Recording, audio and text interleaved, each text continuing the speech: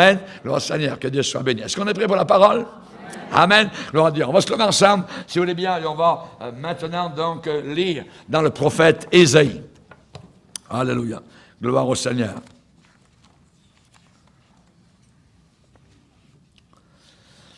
Ésaïe chapitre 55, et nous allons lire 2 versets. Ésaïe 55, le titre du message, « Obtenez-vous ce que vous désirez ?» Obtenez-vous ce que vous désirez? Ésaïe 55, verset 1er. C'est Dieu qui parle au travers du prophète Ésaïe et qui déclare, « Vous tous qui avez soif, venez aux eaux, même celui qui n'a pas d'argent. Venez acheter et manger, venez acheter du vin et du lait sans argent, sans rien payer. » Pourquoi pesez-vous de l'argent? On dirait aujourd'hui, comptez-vous de l'argent pour ce qui ne nourrit pas. Pourquoi travaillez-vous pour ce qui ne rassasie pas? Écoutez-moi donc, et vous mangerez ce qui est bon, et votre âme se délectera de mes succulents. Amen. Seigneur, nous voulons te bénir, nous voulons t'adorer, nous voulons te glorifier. Nous sommes reconnaissants, Seigneur, de venir encore actuellement à ta table. Tu es le Dieu vivant qui nous a conviés, Seigneur, et nous te remercions. Nous les misérables de la terre, nous les pécheurs de la terre, nous te bénissons de ce qu'un jour tu as posé ton regard sur nous. Nous avons entendu ta voix, tu nous as attirés irrésistiblement vers ton cœur. Merci, Seigneur, merci Jésus, pour tout l'amour que tu as eu pour nous, dans le nom puissant du seul et unique Sauveur, le Seigneur Jésus. Amen. Et tout le peuple dit Amen. Amen. Gloire à Dieu. On peut s'asseoir, frères et sœurs. Alléluia. Dans la Bible, on voit la mention, je dirais, régulièrement du mot bonheur. Le mot bonheur. On en parle dans la Bible. Dans la Bible, on parle de joie. Jésus lui-même, vous vous rappelez, dans les Béatitudes, a dit « Heureux les pauvres en esprit, car le royaume des cieux leur appartient. Heureux les affligés, car ils seront consolés. Heureux les doux, parce qu'ils hériteront la terre. Heureux ceux qui ont faim et soif de la justice, ils seront rassasiés. Heureux ceux qui font miséricorde, car ils obtiendront miséricorde. Heureux ceux qui ont le cœur pur, car ils verront Dieu. Heureux ceux qui procurent la paix, on les appellera fils de Dieu. Et ainsi, il y a beaucoup de heureux dans la Bible. Dans le livre de l'Apocalypse aussi. Heureux ceux qui lisent la parole de Dieu. Heureux ceux qui lavent leur robe dans le sang de l'agneau. Heureux. Nous voyons évidemment qu'il y a beaucoup de textes dans les Écritures qui nous parlent de ce bonheur. Mais pour beaucoup de personnes, lorsqu'on parle de christianisme, ils n'ont pas cette idée de joie et de bonheur. Lorsqu'on leur parle de suivre Jésus, ils pensent que c'est uniquement des restrictions. Ils pensent que le christianisme est composé uniquement d'interdictions, des ordres arbitraires, voyez. Mais il y a dans le christianisme un côté qu'ils ne connaissent pas, c'est le côté de la joie. Il y a un côté joyeux, il y a un côté enthousiasmant, il y a un côté victorieux. Alléluia. Que Dieu soit béni. Et du temps d'Ésaïe, le prophète, à son époque, le peuple, évidemment, voulait le bonheur. Elle voulait aussi la sécurité, comme nous le désirons aujourd'hui des millénaires plus tard. Il voulait cela. Mais voilà le problème, c'est qu'il cherchait au mauvais endroit. Ils couraient sur la place du marché à cette époque, là où l'on s'amusait, et ils dépensaient follement leur argent. Et Dieu de dire, écoutez, écoutez. Et on voit évidemment donc le conseil du Seigneur. Le Seigneur dit, écoutez-moi et vous mangerez ce qui est agréable. Dans un certain psaume 81, le Seigneur déclare en disant très souvent le mot « écoute ». « Écoute mon peuple, je t'avertirai. Israël, puisses-tu m'écouter? Qu'il n'y ait pas au milieu de toi un Dieu étranger. Ne te prosterne pas devant des dieux étrangers. Je suis l'Éternel, ton Dieu, qui t'ai fait monter du pays d'Égypte. Ouvre ta bouche, je la remplirai. Voilà le problème. La Bible dit dans Psaume 81, « Mais mon peuple n'a point écouté ma voix. » Oh, si mon peuple, dit le Seigneur, m'écoutait. C'est un souhait. Oh, si mon peuple m'écoutait. Évidemment, dans le passage que nous avons lu dans le prophète Ésaïe, le Seigneur déclare, « Écoutez-moi donc, et vous mangerez ce qui est bon. » Écoutez-moi donc. Votre âme, cette partie spirituelle en nous, se délectera de mets succulents. Et encore, il réitère, « Prêtez l'oreille et venez à moi. Écoutez et votre âme vivra. » On voit qu'il est important, évidemment, d'écouter. Il y a une façon, il y a une manière d'écouter la parole du Seigneur. Un jour, Ésaïe s'est trouvé devant ces gens à son époque et il leur a dit particulièrement, « Pourquoi comptez-vous de l'argent pour ce qui ne nourrit pas? Pourquoi travaillez-vous pour ce qui ne rassasie pas? » Il leur a posé la question. Voyez, il ne leur a pas parlé de façon négative, voyez, mais il leur a simplement posé la question, obtenez-vous de la vie ce que vous désirez? Est-ce que vous obtenez ce que vous désirez selon vos désirs? Ces gens à cette époque dépensaient follement leur argent, mais il n'y avait aucune satisfaction personnelle. Aucune satisfaction au travers de leurs biens, au travers des plaisirs qu'ils payaient, et ainsi de suite. Il n'y avait aucune satisfaction permanente. Isaïe ne leur a pas parlé négativement, il ne les a pas sermonnés, même à cause de leurs péchés, non. Il n'a pas enlevé la bouteille de la main du buveur. Isaïe ne les a pas repris pour leur gloutonnerie. Isaïe ne les a pas humiliés à cause de leur pratique immorale. Il leur a simplement dit, obtenez-vous de la vie ce que vous désirez. Pourquoi dépensez-vous votre argent pour ce qui ne nourrit pas? Pourquoi travaillez-vous pour ce qui ne vous satisfait pas? Si Ésaïe, le prophète, parlait aujourd'hui, eh bien, il poserait les mêmes questions à notre génération. Peut-être il se placerait vers les carrefours, voyez, peut-être vers les grands centres d'achat de notre époque, dans notre ville, peut-être qu'il irait à la télévision ou à la radio, il poserait la même question. Obtenez-vous ce que vous désirez? Est-ce que vous obtenez? Il le demanderait peut-être à l'actrice, comblée de célébrité, d'argent, de fortune, voyez. Et peut-être qu'il poserait la même question à ces gens-là. « Hey, là-bas, vous, à Hollywood, est-ce que vous obtenez, avec votre argent, ce que vous désirez? » Ésaïe poserait la question à l'homme d'affaires, au businessman prospère, qui est à la tête de sa flotte, de ses industries. Obtenez-vous, monsieur, ce que vous désirez de la vie?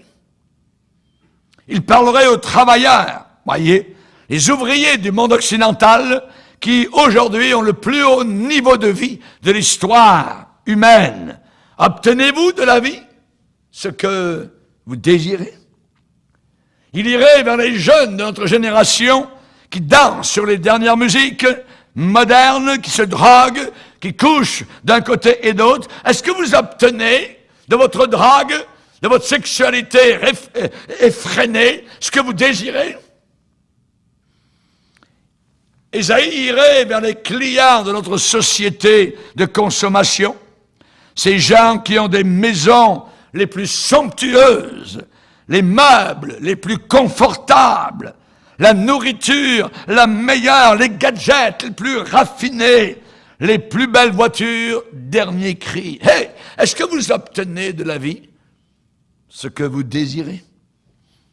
Dans le psaume 49, déjà, la Bible déclare, ils ont confiance dans leurs biens, se glorifient dans leur grande richesse, mais ils ne peuvent se racheter l'un l'autre, ni donner à Dieu le prix de leur salut. Le salut de leur âme est cher et n'aura jamais lieu. Ils ne vivront pas toujours, ils n'éviteront pas la vue du tombeau, car ils le verront. Les sages meurent, l'insensé et le stupide périssent également, et ils laissent à d'autres leurs biens. Ils s'imaginent, l'imagination, que leurs maisons seront éternelles, que leurs demeures subsisteront d'âge en âge, eux dont les noms sont honorés sur la terre. Psaume 49. Chers amis, Isaïe est allé vers sa génération et il leur a proposé une réponse à leur insatisfaction. Vous tous qui avez soif, vous tous qui êtes insatisfaits de la vie, venez aux eaux, même celui qui n'a pas d'argent, sans argent. Venez acheter et manger sans argent. Venez acheter du vin et du lait sans argent, sans rien payer. Imaginez. Isaïe a donné des conseils. Il leur a dit de venir vers le Seigneur. Vers le Seigneur. Et il ne les a pas quittés. Isaïe s'en donnait une réponse. Ça veut dire qu'il leur a dit, vous savez, il y a une manière de vivre qui est satisfaisante, qui va vous satisfaire. Et vous pouvez la trouver si vous la cherchez. Abandonnez votre vaine recherche de lingots d'or. Cherchez le bonheur là où il peut vraiment se trouver. L'homme moderne n'a pas changé depuis l'époque du prophète Ésaïe. L'homme d'aujourd'hui a les mêmes désirs qu'à cette époque, que l'homme de l'Antiquité. L'homme n'a pas changé, il a les mêmes anxiétés aujourd'hui, il a les mêmes aspirations, les mêmes rêves, les mêmes attentes, mais aussi les mêmes péchés et les mêmes erreurs. Isaïe le prophète leur a dit une chose, les biens matériels ne satisfont pas. Il n'y a pas de satisfaction dans les biens matériels. Pourquoi comptez-vous de l'argent pour ce qui ne nourrit pas? Pourquoi travaillez-vous pour ce qui ne rassasie pas? Il y a eu un homme qui a eu plus de biens matériels qu'aucun homme de la terre. Il y a eu un homme qui a eu plus de connaissances, voyez, et de célébrités qu'aucun autre homme de la planète. Et il s'appelait Salomon. Salomon. Et Salomon, si vous lisez son exemple, eh bien, on va voir, il a fait beaucoup de choses. On va lire dans Ecclésiaste, deuxième chapitre. Deuxième chapitre, et au verset 3. Je résolus en mon cœur de livrer ma chair au vin, tandis que mon cœur me conduirait avec sagesse. Ça, on ne sait pas si c'est vrai. Et de m'attacher à la folie jusqu'à ce que je voie ce qu'il est bon pour les fils de l'homme de faire sous les cieux pendant le nombre des jours de leur vie. Alors, regardez ce qu'il a fait. J'ai exécuté de grands ouvrages. Je me bâtis des maisons. Je me plantais des vignes. Je me fis des jardins et des vergers. Et j'ai planté des arbres à fruits de toute espèce. Je me créai des étangs pour arroser la forêt où croissaient les arbres. J'achetai des serviteurs et des servantes, et j'eus leurs enfants nés dans la maison. J'ai possédé des troupeaux de bœufs, de brebis, plus que tous ceux qui étaient avant moi à Jérusalem. Je m'amassai de l'argent et de l'or, et les richesses des rois et des provinces. Je me procurai des chanteurs et des chanteuses, et les délices des fils de l'âme, des femmes, des maîtresses, en grand nombre. Je devins grand, plus grand que tous ceux qui étaient avant moi dans Jérusalem. Et même ma sagesse demeura avec moi. Tout ce que mes yeux avaient désiré, je ne les en ai point privés. Un vrai playboy. Je n'ai refusé à mon cœur aucune joie, car mon cœur prenait plaisir à tout mon travail, et c'est la part qui m'en est revenue. Puis, j'ai considéré tous les ouvrages que mes mains avaient faits. la peine, la sueur que vous avez prise à les exécuter. Et regardez, résultat, plus, égale, et voici, tout est vanité et poursuite du vent, et il n'y a aucun avantage à tirer de ce qu'on fait sous le soleil. Quelqu'un d'intelligent va prendre, évidemment, en garde à ce que cet homme, qui ne servait pas Dieu, évidemment, à cette époque-là, eh bien, a fait. Vanité des vanités, tout est vanité. Qu'est-ce qu'il a voulu dire? Il a dit une chose. Salomon a dit, croyez-moi, les biens matériels ne vous satisferont jamais. Jamais. Vous ne serez satisfait avec les biens matériels. Que vous viviez dans une cabane, que vous viviez dans un château ou dans une maison de 10 millions de dollars, cela ne vous satisfera jamais. Jamais.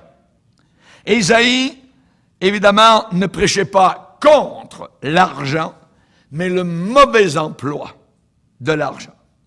Il était en train de dire, regardez ce que vous faites. Vous vilipendez, voyez, votre argent que vous avez si durement gagné, et ça ne vous nourrit pas. Il a dit, regardez, tout l'argent que vous avez, vous le gaspillez pour ce qui ne donne aucune satisfaction. Ce qui ne rassasie pas. Vous n'êtes pas rassasié. Il y a un grand écrivain qui est connu, Rudyard Kipling, qui, à son époque, est allé à l'université McGill, ici à Montréal, pour parler aux étudiants. Et alors que la graduation était en train de s'accomplir, c'est Rudyard Kipling qui a parlé cette journée-là. Et au travers de son discours, il a dit aux étudiants, ne vous attachez pas à l'argent. Ne donnez pas trop d'importance à l'argent, à la puissance, à la renommée. Quand vous aurez terminé totalement vos études, un jour, dit-il, vous rencontrerez peut-être un homme d'une valeur telle qu'il n'attachera absolument aucun prix à ces choses matérielles. Et alors, vous vous rendrez compte à quel point vous êtes pauvre. Il a raison. Il avait raison. L'argent n'achète que le matérialisme. Et ça ne nourrit pas, et ça ne satisfait pas. Dans Proverbe 17, il est dit, à quoi sert l'argent? Dans la main de l'insensé, à acheter la sagesse, mais lui-même n'a pas de sens. Ça ne sert à rien. C'est inutile. Jésus, lui, l'a dit d'une autre manière, que servirait-il à un homme de gagner le monde entier s'il perd son âme? Ça serait terrible.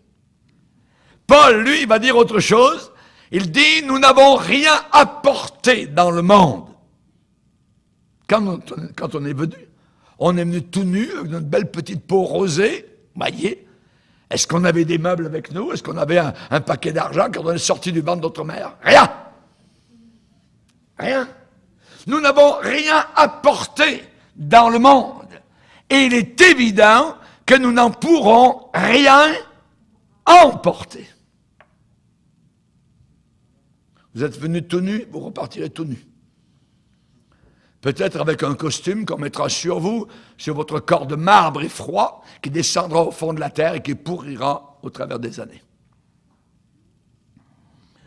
L'apôtre Paul parle de la fin des temps et il dit, sache que dans les derniers jours, les hommes seront amis de l'argent. Ce mot ami est traduit dans la Louis II par ami de l'argent. En réalité, ça veut dire plus que ça. Dans le texte grec, ça veut dire qu'ils seront amoureux de l'argent. Amoureux de l'argent. Oh, mon bel argent. Bisous, bisous. Voyez, mon beau chèque, ainsi de suite. Voyez. J'aimerais vous dire une chose. C'est que Ésaïe a déclaré le plaisir mondain ne satisfait pas.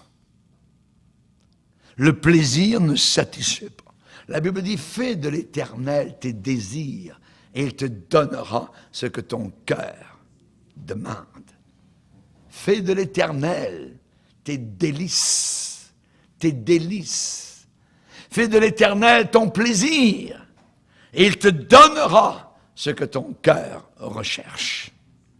Jésus l'a dit d'une autre manière, cherchez premièrement le royaume de Dieu et sa justice, et le reste vous sera donné par surcroît. Par surcroît. On sait évidemment que les gens peuvent aller au bord des plages, c'est le désir, et on peut leur poser la question, est-ce que vous obtenez au bord des plages ce que vous désirez? Les gens vont dans les bars, et on peut leur poser la question quand ils ressortent tout tristes, dégoûtés, en disant, bon, je ne reviens plus là. Est-ce qu'ils obtiennent au bar ce qu'ils désirent? Est-ce qu'ils obtiennent dans ces lieux obscurs de cinéma ce qu'ils désirent? Est-ce qu'ils obtiennent dans les clubs de nuit ce qu'ils désirent? Dans les casinos? Tous ces lieux-là peuvent être des lieux de perdition. La plage, le bar, le cinéma, le club de nuit, les casinos. La question posée par Ésaïe, trouvez-vous une satisfaction à aller dans ces lieux? Regardez simplement ceux qui sortent de ces lieux. Très peu de gens sourient. Le regard est triste.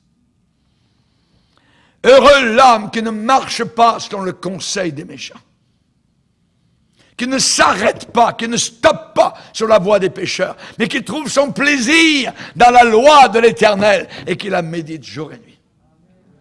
À la fin des temps, il est dit que beaucoup de chrétiens aimeront le plaisir mondain plus que Dieu. Donc, il y a une compétition entre le plaisir du monde et le plaisir d'être avec Dieu, d'étudier la parole de Dieu, d'écouter la parole de Dieu, de venir à nos réunions.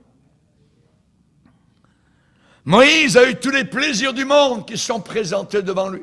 Les plaisirs de l'Égypte, les froufrous des femmes, les femmes à moitié vêtues. Ça existait à l'époque de Moïse, de Joseph. Il est dit que Moïse a refusé d'être appelé fils de la fille de Pharaon.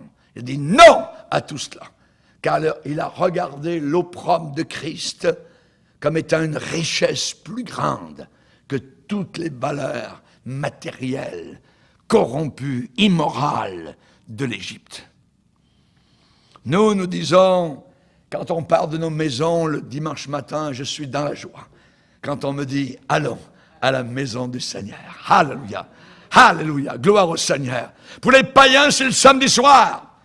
Eux, ils sont dans la maison de Satan, la maison du diable, à l'intérieur des cinémas, des bars, des clubs de nuit, les casinos, et ainsi de suite. La croisière s'amuse. Mais personne n'est là le dimanche matin. Nous, notre jour, c'est le dimanche matin. Amen. Alléluia. Gloire au Seigneur. Et le samedi soir, nous nous préparons au dimanche matin, dans la prière, en fléchissant le genou devant le Seigneur, en demandant que demain Dieu bénisse mon frère, ma sœur. Alléluia. Gloire au Seigneur. Le bonheur n'est pas pour le méchant. Ecclésiaste, chapitre 8, verset 13. Pourquoi? Il le dit parce qu'il n'a pas la crainte de Dieu. Ceux qui sont heureux, c'est ceux qui ont la crainte de Dieu, car la crainte de Dieu est le commencement de la sagesse. Craindre de lui déplaire. Nous voulons plaire au Seigneur. Il est dit que Moïse a refusé l'Égypte et tout ce qui lui était proposé parce qu'il aurait pu avoir pour un temps la jouissance du péché. Le péché apporte sa joie. C'est la joie passagère, éphémère, une joie qui ne dure pas. Vous avez toujours besoin, soit de sexe, soit de drogue, soit de femmes, soit de porno, soit de quoi que ce soit. Et une fois que tout cela est parti, il n'y a plus rien, vous êtes vide, comme une coquille d'œuf où il n'y a plus rien à l'intérieur. Le diable vous promet mer et monde et il vous donne le passage vers la poubelle. Beaucoup ont exploré toutes les ressources terrestres pour trouver le bonheur et n'ont jamais atteint leur but. Certains se sont suicidés et sont descendus à l'enfer. Salomon a eu 1 millier de femmes, mais les femmes ont toutes la même longueur d'intestin. Il a essayé les brunettes, essayé les blondettes, il a essayé ceci, tout pareil. Vanité des vanités, tout est vanité. Sois fidèle à ton mari. Sois fidèle à ton épouse. Dieu seul satisfait. Dieu seul satisfait. Dieu va dire, mon peuple a commis un double péché. Il m'a abandonné, moi qui suis une source d'eau vive, pour se tourner vers des citernes crevassées, vers des puits crevassés. Ce monde a des puits. Et quand vous descendez pour trouver leur bonheur, il n'y a rien. C'est sec. C'est du vide. Moi qui suis une source d'eau vive, dit le Seigneur. Et Isaïe donne son conseil. Écoutez-moi donc, et vous mangerez ce qui est bon. Votre âme se délectera de mets succulents. Prêtez l'oreille, venez à moi, écoutez, et votre âme vivra. Vous vous rappelez la Samaritaine? Il y a un grand magasin à Paris qui s'appelle la Samaritaine. Les gens oublient évidemment d'où ça vient. Nous, chrétiens, nous savons d'où ça vient ce mot, la Samaritaine. C'est dans l'évangile de Saint Jean, chapitre 4. Amen.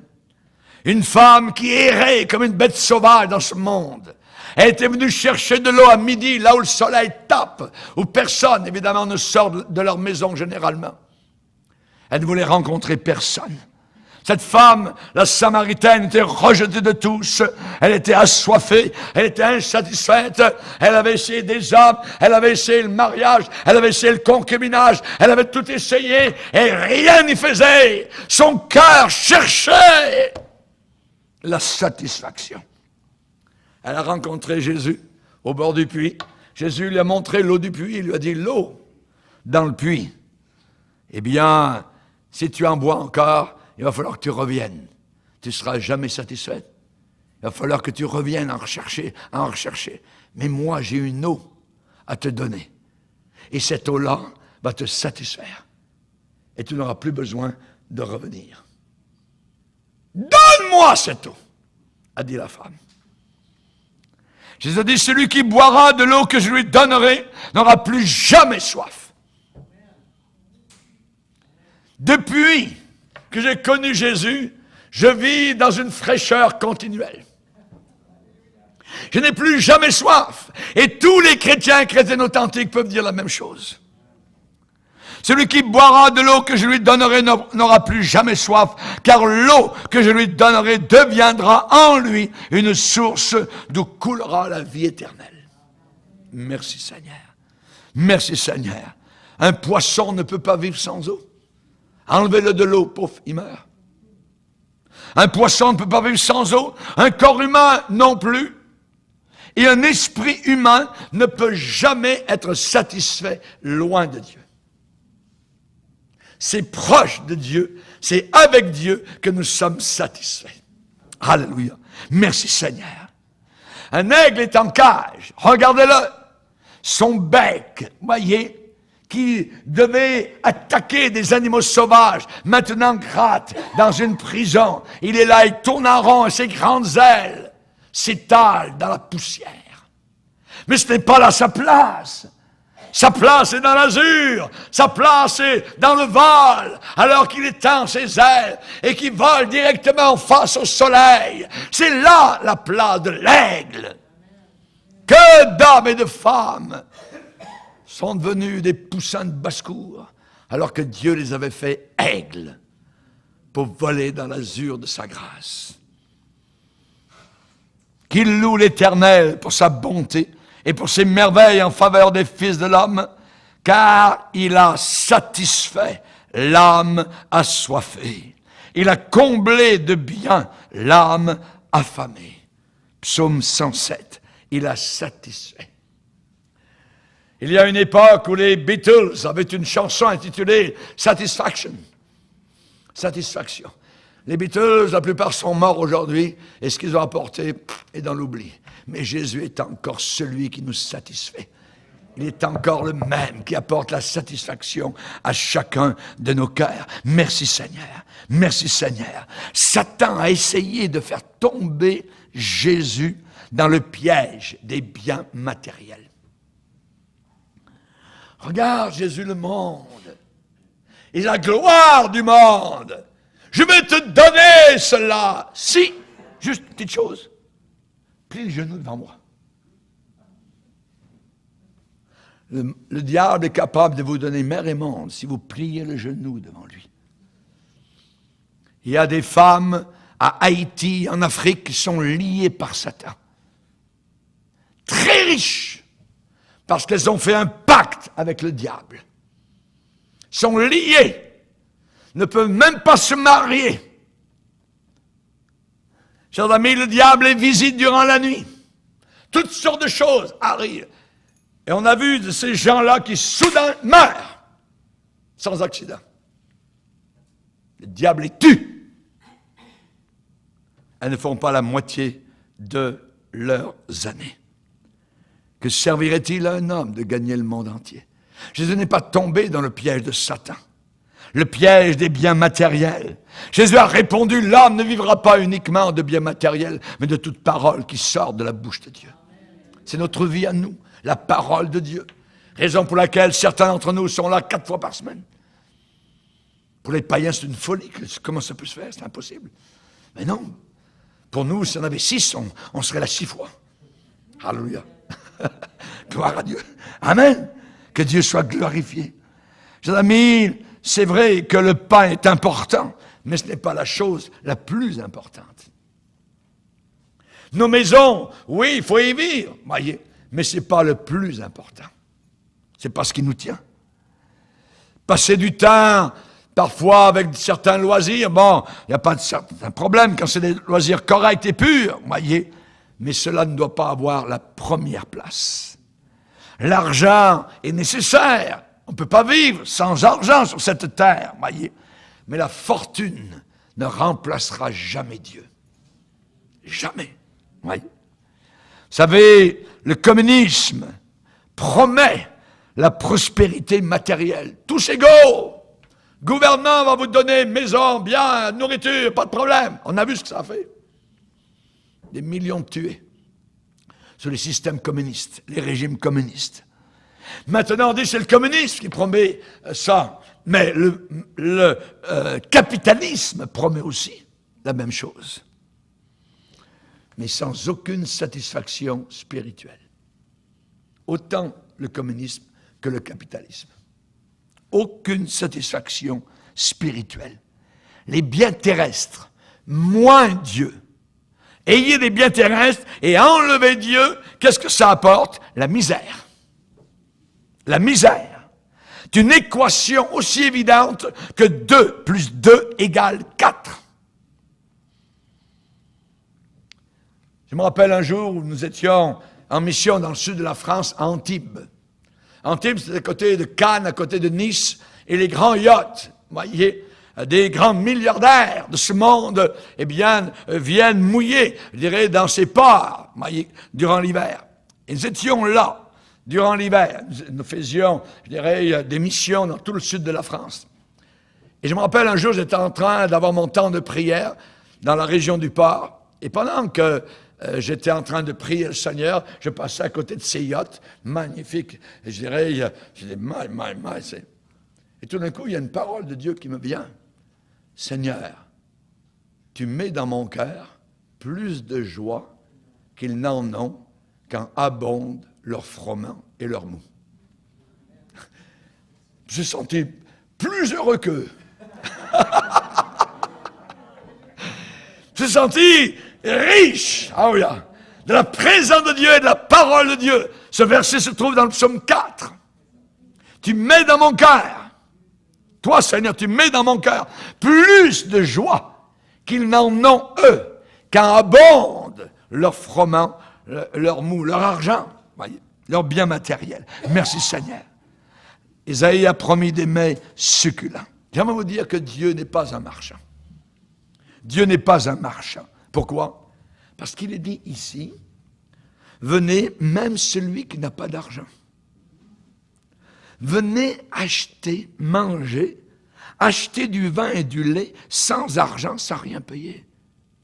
Hey, Seigneur, je ne comprends pas. Tu me dis de venir acheter sans aucun argent, sans rien payer, du vin, du lait. Réponse, le salut est gratuit. Le salut est gratuit. Dieu ne met pas d'étiquette de prix sur le salut. Pour nous, c'est gratuit. Quelqu'un a payé à notre place. Mais pour nous, c'est totalement gratuit. Sans argent, sans rien payer. C'est inimaginable. Mais c'est merveilleux, c'est une réalité. Et nous devrons quitter cette terre exactement avec cette pensée. Je ne mérite rien. Il a tout fait, il a tout payé, et c'est entre, je dirais, tes mains, Seigneur, que je me remets pour partir de cette terre et aller dans ta gloire, sans rien payer. Venez acheter même celui qui n'a pas d'argent. Les prédicateurs ne sont pas des vendeurs. Non, nous n'avons rien à vendre. Nous sommes seulement et uniquement des porteurs de la bonne nouvelle. Alléluia. Corinthiens 4, verset 5, nous ne nous prêchons pas de nous-mêmes. Nous ne nous prêchons pas de nous-mêmes. Je ne prêche pas le pasteur Bourgier. Je prêche Jésus-Christ, l'agneau de Dieu. Nous ne nous prêchons pas de nous-mêmes, mais nous disons vos serviteurs. Un véritable prédicateur va parler dans ce sens-là. Et le message est simple, Jésus-Christ est mort pour nos péchés selon les Écritures. C'est gratuit. C'est gratuit. Et les gens disent, non, j'arrive pas, je veux faire quelque chose, je veux payer, il doit bien y avoir quelques bonnes œuvres à faire pour gagner notre ciel. Voyez? Non, absolument pas. La Bible dit la grâce de Dieu, source de salut pour tous les hommes, a été manifestée. La grâce de Dieu, ça veut dire faveur non méritée. L'argent, la justice des hommes, le prestige social, la bonne conduite, non. Ésaïe a dit, sans argent, sans rien payer. On ne peut pas marchander avec Dieu. Il faut traiter avec lui selon ses exigences et sur ses termes à lui. Notre carte de crédit, nous en avons une. Quand nous venons pour ce lait et ce vin, notre carte de crédit, c'est la croix du calvaire. Nous obtenons ces choses merveilleuses avec un crédit. Et nous puisons sur le crédit appelé Jésus-Christ. Alléluia. Amen. Gloire au Seigneur. La croix. Isaïe parle de vin. Le vin, dans la Bible, est symbole de joie. Rappelez-vous, à Cana, ils n'ont plus de vin. Ça veut dire, il n'y a plus de joie. Seigneur, on a un problème. On n'a plus de joie. Fais quelque chose. Venez acheter du vin. Ceux qui n'ont pas la joie, vous pouvez la trouver. Venez acheter gratuitement avec votre carte de crédit appelée la croix du calvaire. Achetez, amen, du vin, gloire au Seigneur, et du lait. Du lait? Pourquoi du lait? Eh bien, le lait, savez-vous que le lait est le seul et unique aliment qui est déjà passé par le système digestif de quelqu'un d'autre. Vous ne saviez pas? Le lait est le seul aliment qui est déjà passé par le système digestif de quelqu'un d'autre. Venez acheter du lait. L'apôtre Pierre va nous dire, désirez le lait spirituel et pur de la parole. Chers amis, cette parole est déjà passée par le système digestif du Dieu trinitaire, éternel, créateur, celui qui a créé les extrémités du monde. Il sait ce qu'il dit, quand il le dit, comment il le dit. Cette parole ne passera pas. Cette parole est éprouvée. Elle est passée par son système divin avant qu'elle ne sorte de sa bouche. Merci Seigneur. Du lait merveilleux. Merci Seigneur. Les meilleures choses de la vie sont toujours gratuites. Je viens de vous parler du salut. Mes chers amis, si vous regardez l'amour, c'est une des plus belles choses de la vie. C'est gratuit. Quand vous avez épousé celle que vous avez aimée, est-ce qu'elle vous a demandé de l'argent pour son amour? Non. L'amour est gratuit. Les plus belles choses de la vie sont gratuites. La foi est gratuite. L'air que vous respirez est gratuit. L'espérance est gratuite. Sans rien payer. Il n'y a que les choses matérielles qui ont une étiquette de prix. Seules les choses matérielles.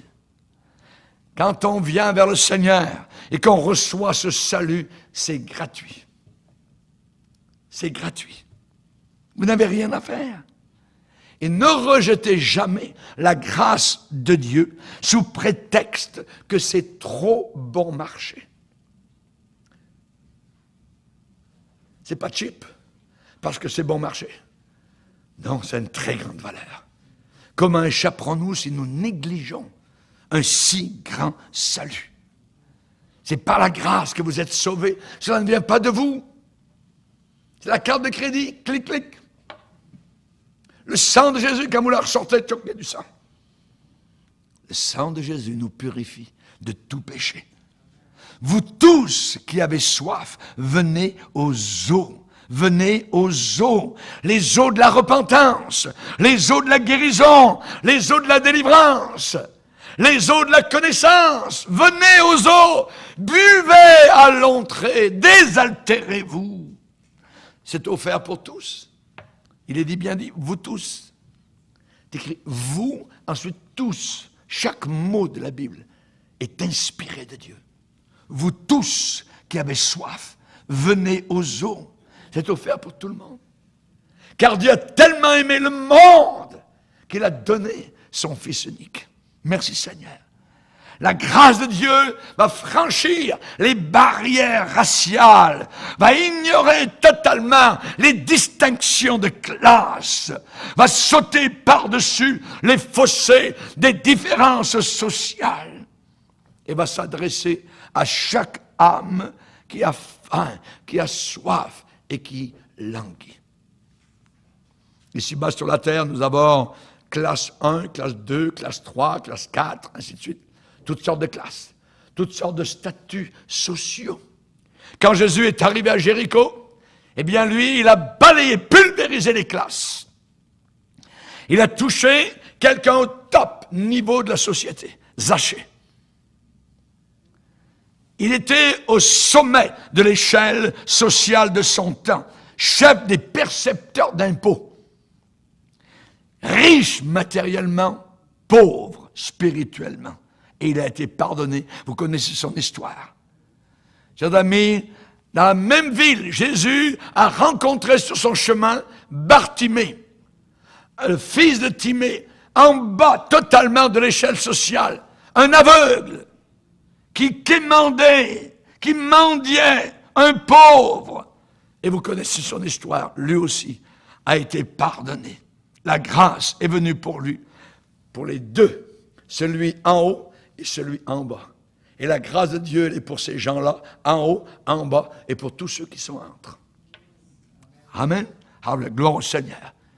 Quand le grand paquebot a quitté, je dirais, l'Angleterre, le Titanic, il y avait des gens en classe supérieure, en classe numéro 2 et en classe 1. 1, 2, 3. Il y avait 3 classes. Mais quand le Titanic a commencé à couler, il n'y avait plus que 2 classes. Ceux qui étaient sauvés et ceux qui étaient noyés. Et quand on va quitter cette terre, on peut avoir toutes sortes de classes ici-bas sur la terre, mais on quittera la terre avec 2 classes. Ceux qui sont sauvés et ceux qui sont perdus. Baissons nos têtes et prions Dieu. Seigneur, nous te bénissons. Et nous te glorifions, Seigneur, car toi seul est celui qui satisfait nos cœurs. Nous te glorifions, Seigneur. On peut faire le tour de la terre et revenir et être totalement dans l'insatisfaction. Seigneur, merci pour ton amour et ta bonté. Tu t'es laissé découvrir, Seigneur. Tu t'es révélé toi-même à nos cœurs. Et nous te remercions de ce que nous avons trouvé le gros lot. Nous avons trouvé en toi le salut, la délivrance, le pardon, la joie, Seigneur. Toi seul étais capable d'accorder ces cadeaux merveilleux que nous ne méritons pas et que tu nous donnes, Seigneur. C'est toi qui as payé, Seigneur. Ton compte est rempli, Seigneur. Et notre carte de crédit, Seigneur, tire de ton compte. Merci, Seigneur. Nous soutirons, Seigneur, de ton compte, ton amour, ta grâce, ton pardon, notre guérison, notre soutien, car tu es le Dieu vivant. Merci, Père, de nous l'avoir accordé, Seigneur. Merci, car nous sommes venus, Seigneur, sans argent, sans rien, Seigneur, et nous avons, Seigneur, reçu ce salut si glorieux et si merveilleux. Bénis abondamment ton peuple et encourage chacun de nous à te suivre jusqu'à la fin. Au nom de Jésus, Amen. Et tout le peuple dit Amen.